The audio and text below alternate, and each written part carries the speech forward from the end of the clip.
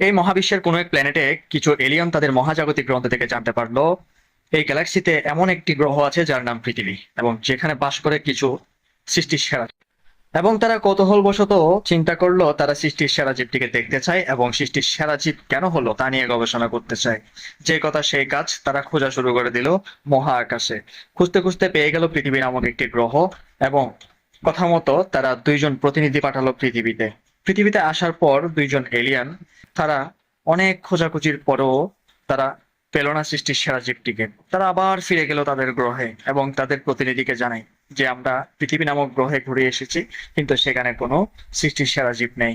হয়তো বা কোনো দুর্যোগে তারা ধ্বংস হয়ে গিয়েছে। তো কিন্তু আমরা কিছু ভিডিও ফুটেজ এনেছি যেখানে কিছু অসভ্য প্রাণী বাস করে।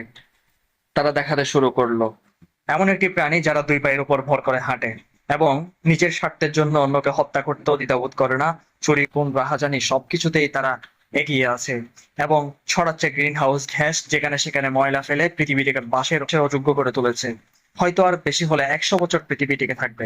আমাদের ধারণা এই প্রাণীগুলোর কারণেই হয়তো সেরা জীবটি আজ বিলুপ্ত হয়ে গিয়েছে। গল্পটির মোরাল অফ দ্য স্টোরি হচ্ছে, আমাদেরকে সৃষ্টির সেরা জীব হিসেবে পৃথিবীতে পাঠানো হলেও আমরা তা রক্ষা করতে পারিনি। হয়তো আমরা ব্যর্থ।